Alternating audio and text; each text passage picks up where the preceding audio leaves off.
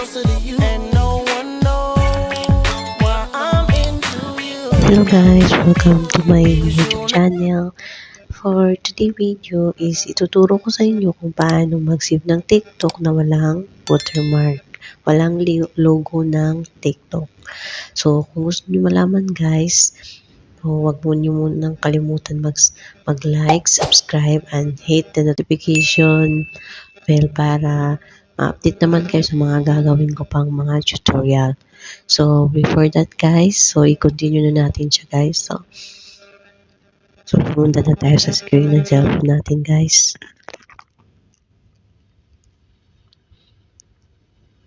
So, ayan guys. So, pumunta na tayo kay TikTok apps. So, i-open na natin si TikTok. Okay. Hello. So, by the way guys, so kayo ang mamimili ng video na gusto nyong isave. Pero ako magsisave ako ng video na maganda sa akin.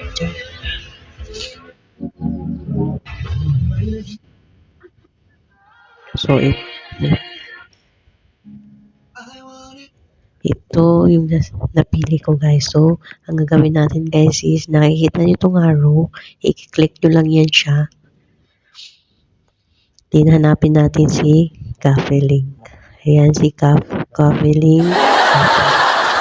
Char. Yan, i-click natin.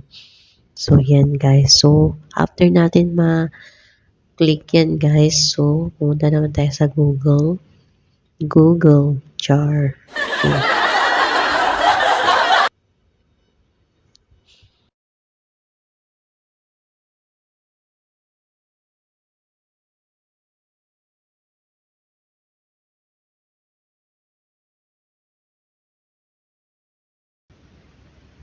Ayan na, nag-process na siya guys. So, yan guys, nakita nyo.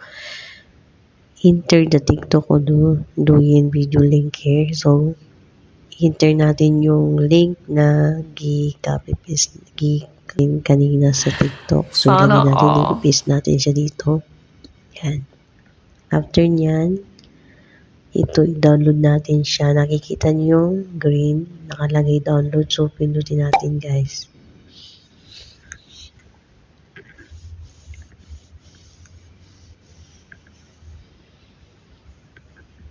So, makikita naman kayo dito guys sa baba, download MP4, 1, 2, HD. So, nakadepende sa inyo kung anong kukunin nyo dyan. So, ako dito na lang sa taas. Parehas din yan sila guys. Okay. Download. I-cancel natin tong ads. Nakita nyo guys, nag-save TikTok download. Okay, download natin. Ayan guys, so file downloaded na siya. So i-open natin siya guys.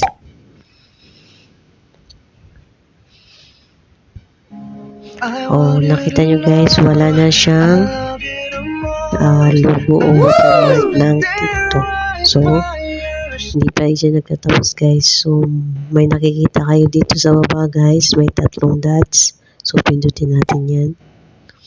Mababasa mo dyan guys, download playback speed, picture in picture. So, pindutin natin yung download.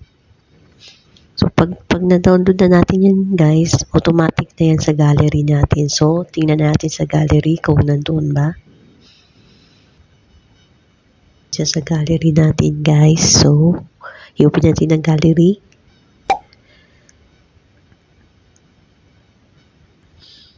So, ayun na siya guys. So, nakita niyo guys, wala na siyang watermark at saka logo ng TikTok. So, ang gagawin, so nakadepende na sa inyo guys kung anong gagawin nyo. Pwede nyo siya i-edit, kung para upload nyo din sa ibang apps, di ba? I-upload nyo sa Facebook, Instagram. Nakadepende lang sa inyo guys. So, sana nakatulong tong video na to sa inyo guys.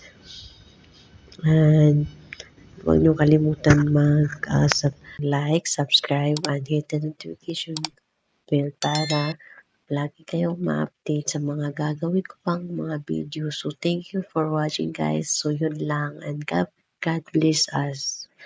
Bye-bye.